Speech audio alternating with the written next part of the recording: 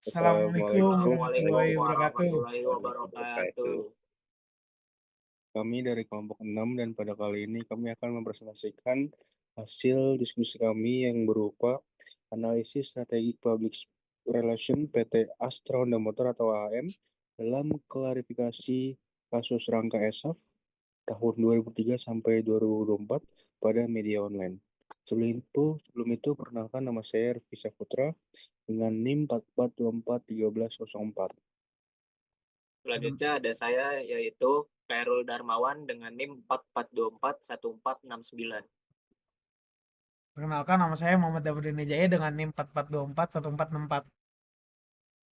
Perkenalkan nama saya Atanazik Pratama dengan NIM 44241223. Oke, yang pertama adalah latar belakang. Transformasi digital telah mengubah pola komunikasi organisasi dan publik. Media sosial memungkinkan publik menjadi produsen sekaligus distributor informasi, sehingga isu kecil dapat berkembang menjadi krisis reputasi. Koms 2022. Fenomena tersebut tampak pada kasus Rangka ESAF, produksi PT AAM atau Astra Honda Motor yang viral di berbagai platform digital akibat keluhan masyarakat mengenai dugaan dan keretakan rangka. Situasi ini berkembang menjadi tekanan reputasi karena publik tidak hanya mempermasalahkan aspek produk, tapi juga mempertanyakan tanggung jawab perusahaan. Dalam konteks ini, public relation memiliki fungsi strategis sebagai pengelola komunikasi krisis. Kriyantono 2021. AHM respon isu melalui klarifikasi media, layanan pengecekan gratis, dan edukasi digital. Respon tersebut menarik dianalisis sebagai praktik komunikasi krisis di era media online. Berikut ada rumusan masalah dan juga tujuan penelitian. Rumusan masalah yang akan kita cari yang pertama bagaimana pesan komunikasi PRHM dalam klarifikasi kasus ESA. Yang kedua, bagaimana etika komunikasi yang digunakan AHM dalam menangani isu tersebut.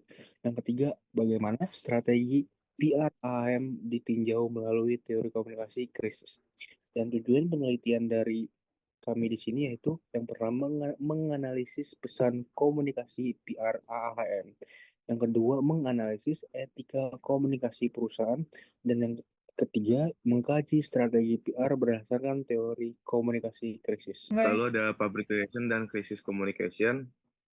Menurut Kritano 2001, public relation merupakan fungsi manajemen strategis untuk membangun hubungan mutualistik organisasi dengan publik. Dalam krisis PR berfungsi, pertama ada isu manajemen, lalu reputasi recovery, terakhir ada krisis respons. Koms 2022 menegaskan keberhasilan penanganan krisis bergantung pada kecepatan respon, akurasi pesan, dan strategi pemulihan reputasi. Selanjutnya, ada Situational Crisis Communication Theory atau SCCT. SCCT menjelaskan bahwa organisasi harus menyesuaikan strategi komunikasi dengan tipe krisis dan persepsi tanggung jawab publik. Dalam kurung Koms 2022. Strategi utama, yang pertama ada Denny, lalu Diminish, lalu Rebuild, terakhir ada Boister. Respons AHM cenderung menggunakan strategi Rebuild dan Bolster. Lalu ada pesan komunikasi krisis. Pesan krisis ideal memiliki, yang pertama ada clarity, lalu ada konsistensi, transparansi, dan empati.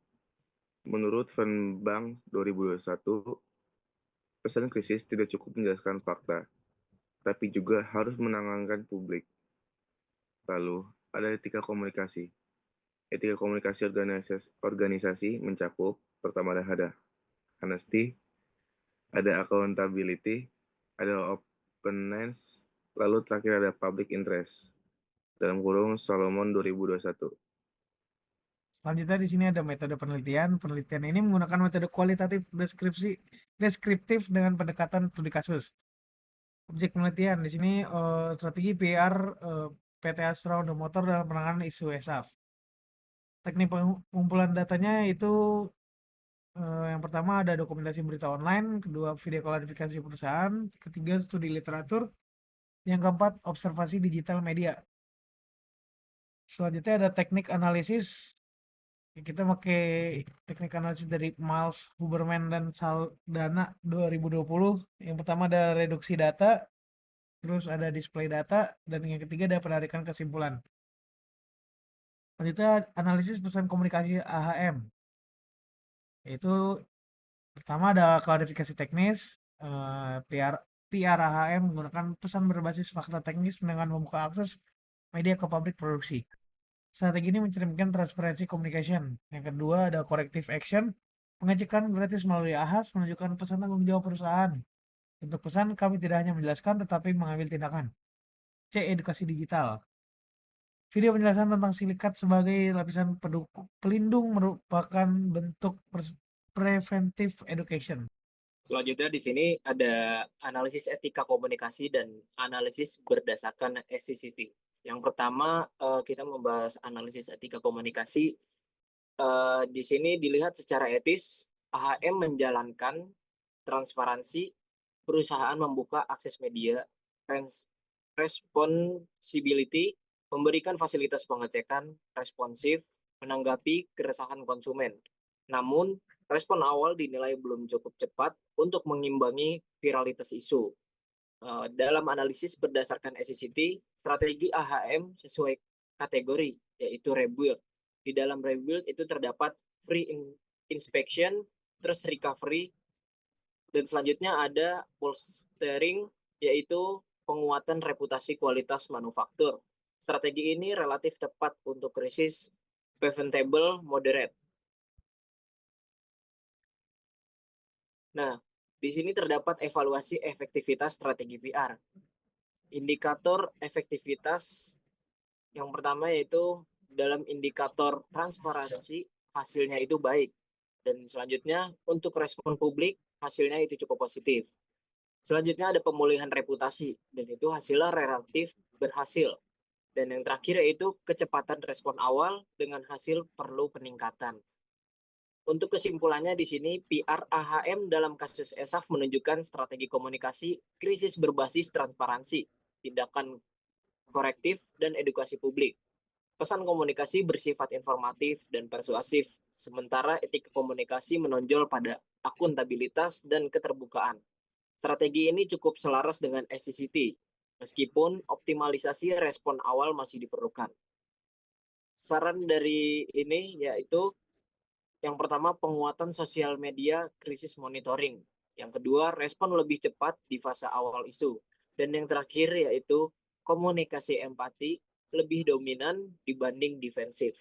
Sekian presentasi dari kelompok kami, kurang lebihnya mohon maaf. Wabillahi taufiq wal hidayah. Wassalamualaikum warahmatullahi wabarakatuh.